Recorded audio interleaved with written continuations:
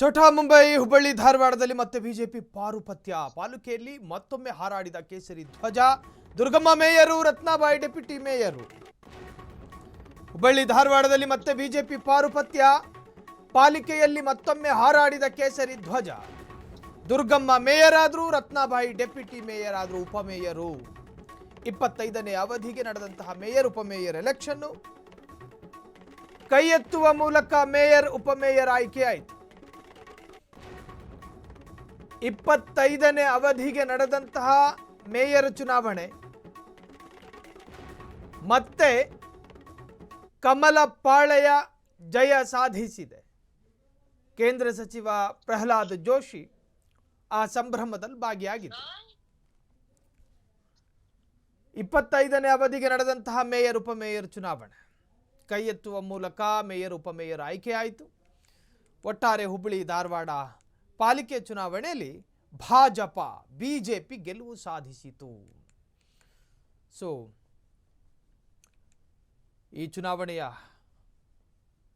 Interesting matter, ಮುಂದಿನ ಅಪ್ಡೇಟ್ಸ್ಗಳನ್ನು ನಾವು ಗಮನಿಸ್ತಾ ಹೋಗ್ಬೋದು.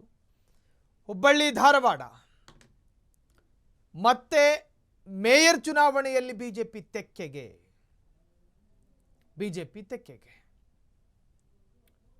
ಹುಬ್ಬಳ್ಳಿ ಧಾರವಾಡ ಉಪಮೇಯರ್ ಆಯ್ಕೆಯ ಪ್ರಕ್ರಿಯೆ ಆಯಿತು.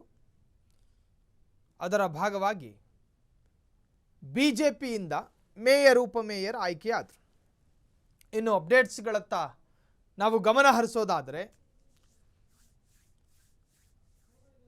ಅತ್ಯಂತ ನಿರೀಕ್ಷಿತವಾದ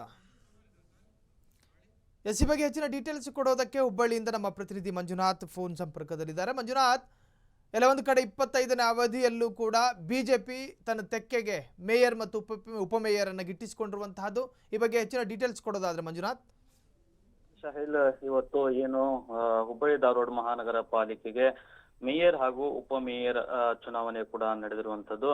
ಇದು ಬಹುಶಃ ಆಗಾಗ್ಲೇ ನಿರ್ಧಾರವಾಗಿರುವಂತದ್ದು. ಯಾಕೆ ಅಂತಂದ್ರೆ ಬಿಜೆಪಿಯ ಮಹಾನಗರ ಪಾಲಿಕೆಯ ಒಂದು ಚುಕ್ಕಾಣಿಯನ್ನು ಹಿಡಿದಿರುವಂತದ್ದು. ಈಗ ಉಪಮೇಯರ್ ಅವಧಿ ಪೂರ್ಣಗೊಂಡ ಹಿನ್ನೆಲೆಯಲ್ಲಿ ಈಗ ಉಪಮೇಯರ್ ಮತ್ತು ಮೇಯರ್ ಒಂದು ಚುನಾವಣೆ ನಡೆದಿರುವಂತದ್ದು. ಮೇಯರ್ ಆಗಿ ದುರ್ಗಮ್ಮ ಬಿಜ್ವಾಡ್ ಅವರು ಆಯ್ಕೆಯಾಗಿದ್ರೆ, ಉಪಮೇಯರ್ ಆಗಿ ರತ್ನಾಬಾಯಿ ಅವರು ಈಗ ಆಯ್ಕೆಯಾಗಿರುವಂತದ್ದು. ಶಾಹಿಲ್, ಥ್ಯಾಂಕ್ ಯು ಮಂಜುನಾಥ್ ತಮ್ಮೆಲ್ಲ ಡೀಟೇಲ್ಸ್ಗೆ.